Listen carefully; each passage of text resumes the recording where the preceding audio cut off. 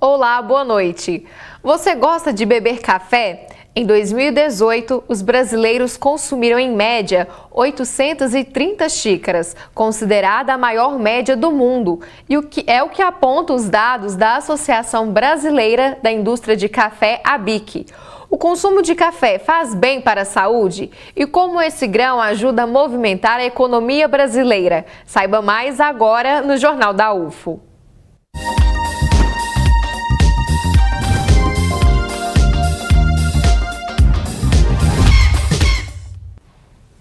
A ciência já percebeu que, além de querido por muita gente, o café pode fazer bem para a saúde. Olha só.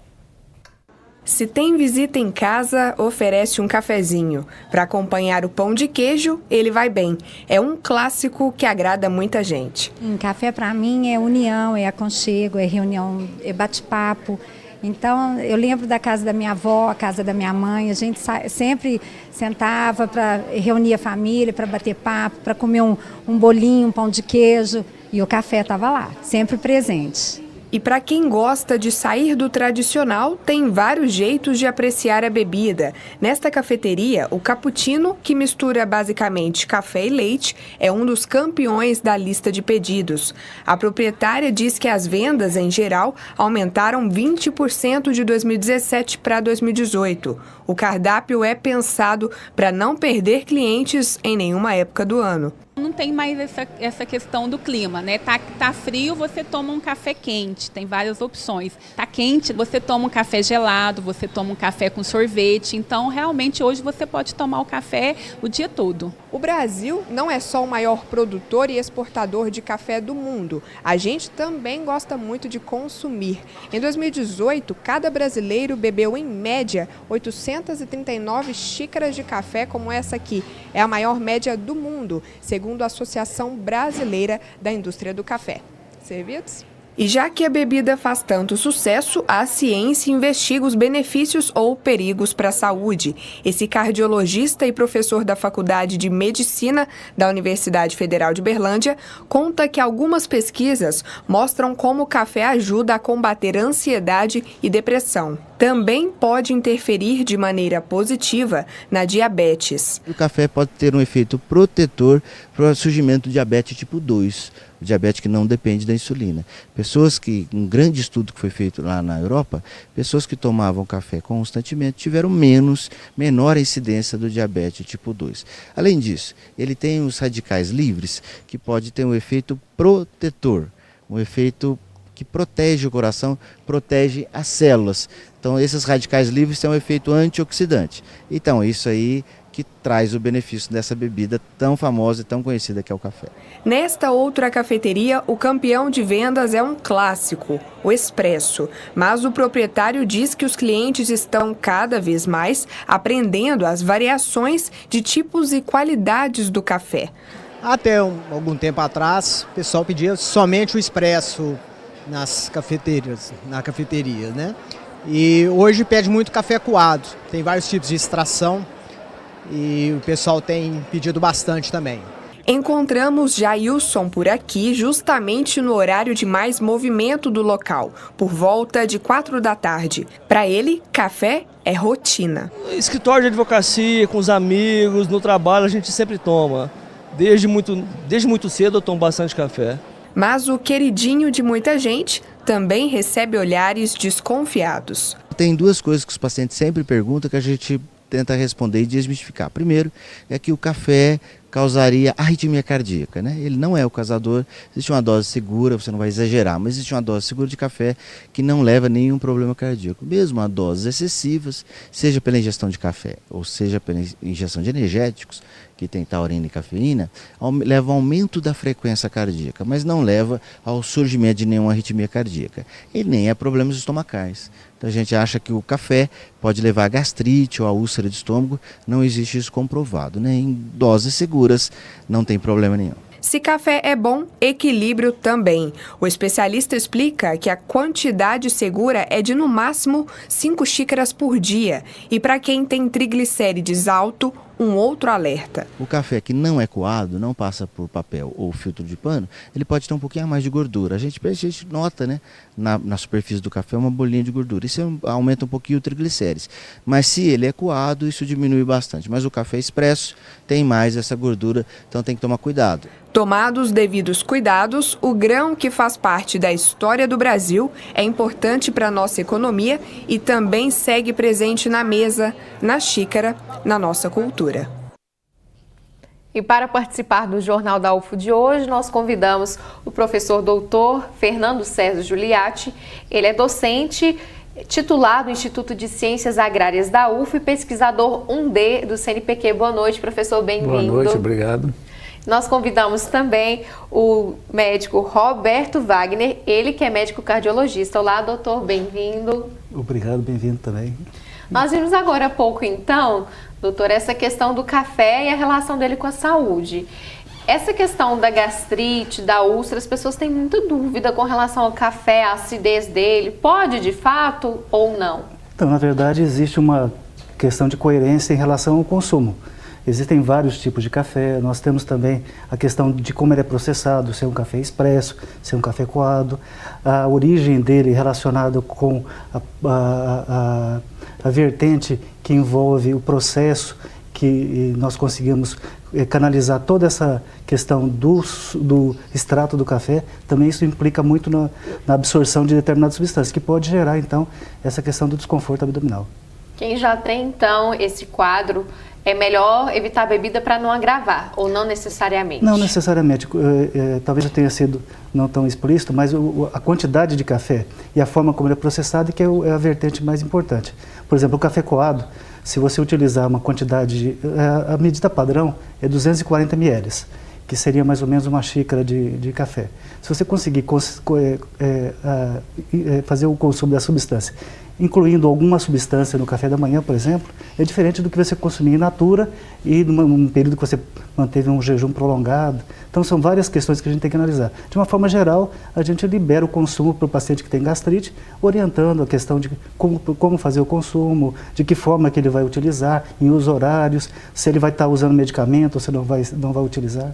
E tem um horário certo, doutor? 6 horas antes de dormir seria o indicado? Tem essa questão também de colocar açúcar ou não? Horário e a forma também do consumo influencia na saúde? Então, são tantos detalhezinhos que a gente tem que realmente personalizar isso no consultório. Mas, de uma forma geral, o que a gente orienta é o seguinte: o café é um estimulante. Então, como tal, ele deve ser mantido, o consumo, num horário que a pessoa não tem intenção de repousar ou que tem uma necessidade de ficar mais tranquilo. Por exemplo, quando vai fazer é muito comum os estudantes, né, ir até o consultório: olha, eu preciso de alguma coisa para me ajudar, eu estou tomando muito café, e além do café, ainda tomo um refrigerante tipo cola, aí o que sei, faz aquela somatória de estimulantes, e num período que ele tem que estar processando as coisas com mais lucidez, com mais tranquilidade. Então, às vezes de ter um efeito benéfico, acaba tendo um efeito deletério e não ajuda a pessoa no intuito que ele deseja, né? Mas, de uma forma geral, o consumo próximo ao horário de dormir, a gente não recomenda. Tá certo. Professor Giuliatti, é interessante essa pesquisa, né? Mais de 300 xícaras, em média, cada brasileiro, só em 2018. Na sua opinião, por que essa bebida faz parte da rotina de nós brasileiros? Bom, nós devemos um pouco a questão do café a um padre, um frei, o Palheta, né? Que introduziu o café no Brasil há 2 séculos atrás. E virou, talvez, a cultura chamada perene, que é uma planta que pode durar até 50 anos. É uma das maiores expressões no Brasil, e o Brasil é o maior produtor mundial. Cerca de 50% da produção mundial passa pelo Brasil. O Brasil está focando a China, porque o chinês consome o chá, mas ele já está consumindo o café nosso, o café colombiano. E também é um mercado a ser atingido, que é o mercado da China. São mercados conservadores, como a Índia. Bom, então o café no Brasil, quer dizer, há mais de 200 anos nós consumimos essa bebida tradicional. Diferentemente do café americano, que é um café, eu diria, mais diluído, menos concentrado. Agora, o grande problema, o doutor já falou, o médico, é a combinação com açúcar, né? O açúcar, ele, ao combinar com algumas substâncias que existem no café, né, os taninos, os ácidos, a própria cafeína, a taurina, então traz alguma combinação indesejável para a saúde humana, né? Mas o café, o brasileiro não consome o café puro, né? Com o seu sabor frutado, porque o café arábica ele é frutado, o café chamado conilon ele é mais ácido. Então o blend, esses cafés que nós consumimos nos cafés comerciais, ele é o expresso, ele é um blend, né? 50% do arábica, 50% do café conilon. Mas é a bebida, talvez a principal bebida brasileira, né? E a tendência aumenta o consumo interno e também o consumo em alguns países estratégicos, como eu disse, a própria China. Interessante. E você falou, né, vários modelos assim de consumir o café. Explica pra gente, doutor, com relação à saúde, o café coado para o expresso, ele tem diferença no organismo? E também se inclui açúcar, como o professor explicou, muda também?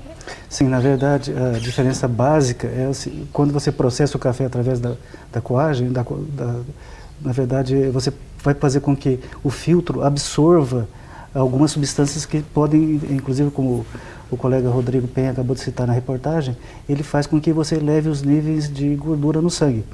E isso no nosso sistema de beber café, isso é praticamente inexistente. A gente espera uma mudança de 8% na taxa de colesterol total. Para um valor que nós consideramos normal até 200, seria você mudar o seu colesterol de 200 para 208, que praticamente não faz diferença significativa, principalmente porque ele mexe no colesterol, que é o bom colesterol, ele não mexe tanto no colesterol que é ruim. Então, do ponto de vista de risco cardiovascular, ele não adiciona nada. E, como eu estava comentando, quando você faz o processo de filtragem, você absorve, você gruda essa substância que é maléfica e ela não passa para a nossa corrente sanguínea, então não causa esse efeito deletério. Diferente dos sistemas que não fazem esse tipo de processo, que os sistemas internacionais, que os grandes estudos que nós temos na área de cardiologia, eles envolvem estudos que são feitos fora do Brasil. Então, a nossa realidade, com certeza, se nós tivéssemos estudos da mesma magnitude feitos aqui no Brasil, nós teríamos um resultado melhor ainda do que os estudos internacionais, e que já são bem favoráveis ao consumo do café. Interessante. Daqui a pouco, então, a gente continua a nossa conversa. Você sabe a história do café no Brasil? A nossa equipe conversou com um professor sobre o assunto. Bom, ele vem trazido do exterior a partir das navegações, do comércio exterior, mas que depois vai sendo implementado aos poucos já no Segundo Império no Brasil, né? A partir do Pará, da província do Pará na época. E no final do Império ele já se transforma no principal produto de exportação do Brasil, e que vai dar, inclusive, impulso ao próprio processo de implantação da República, né, e à própria crise do Império. Então, a gente pode mencionar aqui no passado, né, na própria transição do Império para a República, o café teve importância fundamental porque foi a partir do Partido Republicano Paulista, que era a área, digamos, de maior produção de café na época, que a partir desse enriquecimento, né, desse desenvolvimento econômico nessa região do Oeste Paulista, é que vai se constituindo também o Partido Republicano Paulista, o Manifesto Republicano nasce daí também, e que vai dar impulso à própria proclamação da República. E essa influência vai se manter bastante forte depois do fim do Império, na Primeira República, na chamada República das Oligarquias, ou República Velha, quando você tem o café ainda como sendo o principal produto, alavancando não apenas um surto industrial pequeno ainda na República Velha, mas, ao mesmo tempo, promovendo a ascensão de uma classe de oligarquia rural, dos cafeicultores paulistas, que vão depois, de alguma forma, garantir um predomínio político ao longo de várias décadas, juntando-se à oligarquia do leite, no caso de Minas Gerais, o que dá origem à famosa expressão da política café com leite. Vamos ver agora, então, a previsão do tempo.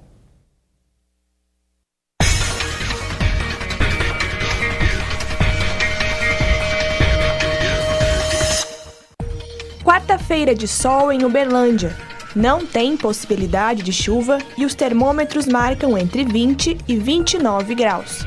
Em Patos de Minas, dia predominantemente ensolarado. A máxima é de 31 graus e a mínima 19. Temperatura parecida em Monte Carmelo, com mínima de 18 e máxima de 31 graus. O sol fica evidente na maior parte do dia. Em Ituiutaba, sol entre nuvens pela manhã e chance de chuva à tarde. A mínima é de 22 e a máxima pode chegar nos 35 graus. Uberaba fica parcialmente nublada no início do dia. Pode chover à tarde e as temperaturas ficam entre 20 e 32 graus. Como o café ajuda a movimentar a economia brasileira e como está o mercado de exportação? Saiba mais após o intervalo.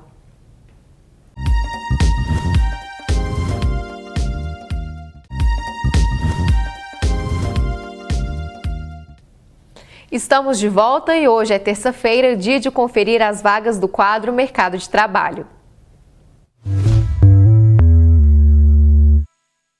6 vagas para vendedor pracista. A vaga exige 3 meses de experiência e ensino médio completo. Vaga para auxiliar administrativo. É necessário ter ensino médio completo e 6 meses de experiência. Oportunidade para costureira.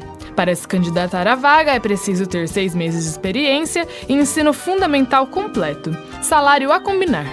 Uma vaga para técnicos de enfermagem. É preciso ter curso na área e 6 meses de experiência. A remuneração é de R$ 1.400. Essas e outras vagas você confere no Cine de Uberlândia, que fica na Avenida Nicomedes Alves dos Santos, 136, no centro. O horário de atendimento é de 8 da manhã às 5 da tarde. E no Jornal da UF de hoje nós estamos conversando sobre o café, a importância dele na nossa vida, seja na área da saúde e também no mercado. E falando sobre ele então, ele surgiu primeiro na região da Ásia, se espalhou pela Europa e aos poucos foi trazido para o Brasil. Como essa chegada desse grão interferiu na nossa economia? Você vai saber agora. A chegada do café, ela vai transformar a economia brasileira não num patamar de economia industrializada e que vai, na verdade, fazer com que ela se mantenha ainda muito forte, sustentada pela economia exportadora de produtos agrícolas, a chamada agroexportação. Então, o Brasil já tinha anteriormente o domínio da economia açucareira, né, os engenhos de cana-de-açúcar, e mais tarde essa dependência do café e da própria economia estrangeira, sobretudo dos Estados Unidos. Então, isso mostra para a gente que a história da economia cafeeira é também a história da formação dessas elites econômicas, financeiras, das oligarquias rurais, a chamada plutocracia, né, daqueles barões do café que vão se enriquecendo e que depois, mesmo do fim do império, vão assumir as rédeas do processo eleitoral e político com o chamado coronelismo e voto de cabresto. Professor Juliatti, tanto no primeiro bloco quanto agora, o professor da UF, Newton D'Angelo, explicou essa questão histórica do café. Começa ali, primeiro, República Velha, forte a questão política, e ainda hoje está relacionada à política e economia.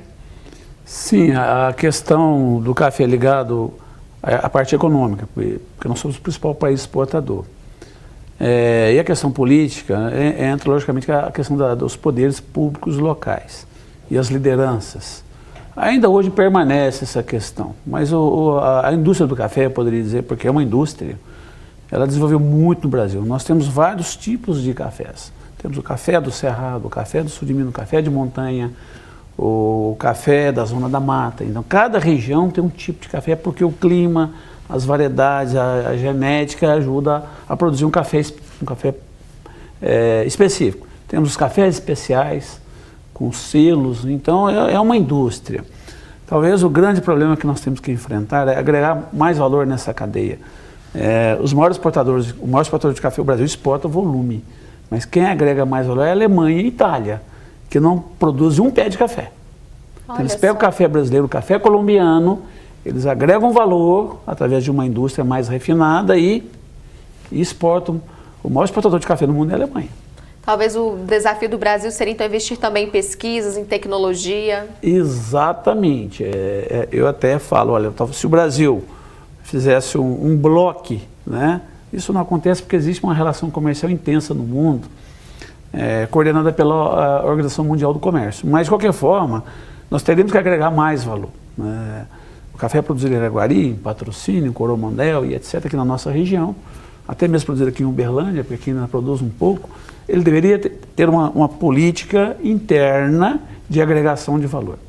Na realidade, nós ainda, na questão da exportação do fruto, né? Nós ainda somos, eu diria, nos eventos que eu participo, nós somos ainda uma colônia. Então nós temos que mudar essa ordem, porque a Alemanha é o principal exportador. Agora, o mercado está abrindo com a China e outros países, a própria Europa. O mundo está consumindo mais café, não só o Brasil. Então o volume de produção hoje de 60 milhões de toneladas no Brasil, de sacos, numa área de 1,88 milhões de hectares. Comparando com a soja, nós plantamos 40 milhões de hectares, café 1,88. Então existe um potencial imenso, mas temos que agregar valor nas diversas cadeias, nos vários tipos de café. E falando sobre os vários tipos de café, tem algum principal, professor, que é mais exportado? É o Arábica, porque o Conilon, que é esse café da baixa altitude, porque o Arábica é da altitude acima de 800 metros, em torno de 600 a 1.200. O Conilon é de 200 a 600 metros. Rondônia produz muito café, Espírito Santo, mas são estados produtores do café Conilon. Minas, 50% da produção nacional, Minas Gerais. E o Brasil, 38% da produção mundial. É o Arábica. Então, o Arábica, enquanto nós produzimos em torno de, pegando Minas Gerais, 16 milhões de sacas de café Arábica, nós produzimos 3, 4 milhões de Conilon. Então, é o café Arábica que diz esse mercado, que é bebida frutada, menos ácida, que causa menos problemas aí no aparato digestivo e tudo mais. Esse é o café Arábica, que tem suas variedades, né, a genética do Catuai, do Mundo Novo, que é onde está aportado o mercado mundial. Interessante. Falando, então, a partir desse ponto, o café, tanto no mundo quanto no Brasil, ele é, sim, um grão importante.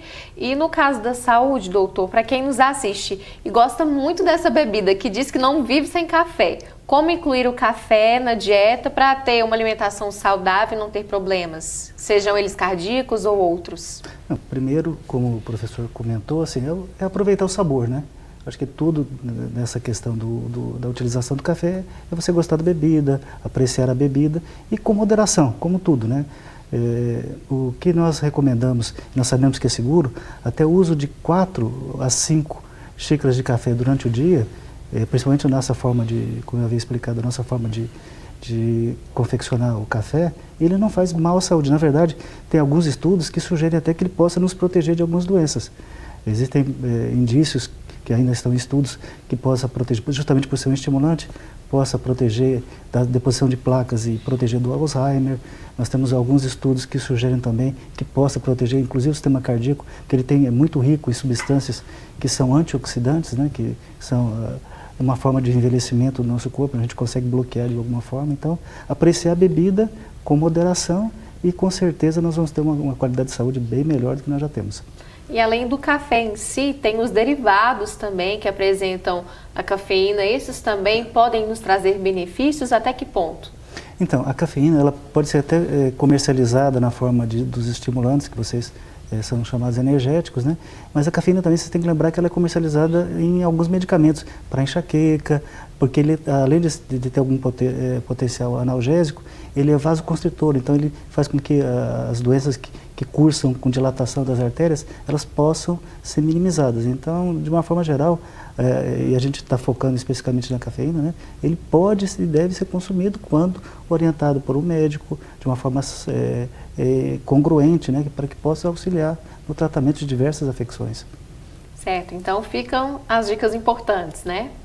E professor Giuliatti, no caso, o café brasileiro, ele tem reconhecimento, sim, no mundo, né, em vários países, mas é verdade ou é mito aquela questão que o melhor do café vai para fora e não fica para a população consumir? Como é que o senhor vê isso?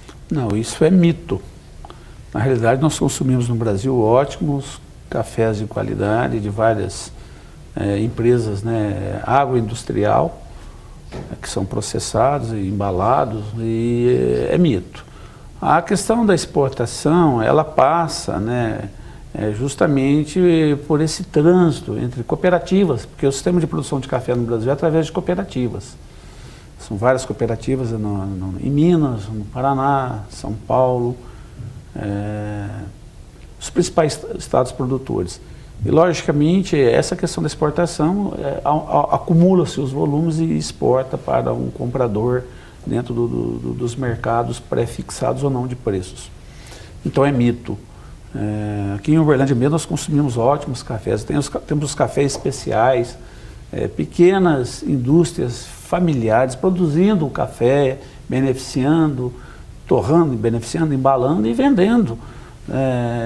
Eu não sei se as pessoas que estão nos assistindo já tiveram a oportunidade de processar o café sem o açúcar e sentir o aroma, os sabores, as várias nuances da bebida. Então, é bom as pessoas fazerem esse teste, né, do café com o mínimo de açúcar possível, para que se aprecie as substâncias e o aroma e o sabor que vem da produção e que é comercializado internamente. Interessante. Falando em produção, uma curiosidade, o café consumido aqui na UFO é produzido na própria universidade, desde a plantação até o processo de colheita, de se transformar em pó e o preparo, olha só.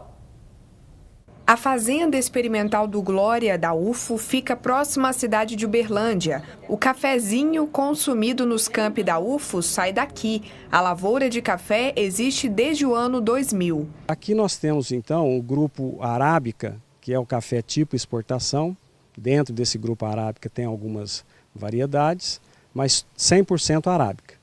São 110 mil pés de café numa área de 25 hectares. Até o fim de 2018, a fazenda fornecia à UFO 800 quilos de café. A partir de janeiro de 2019, são 1.000 quilos.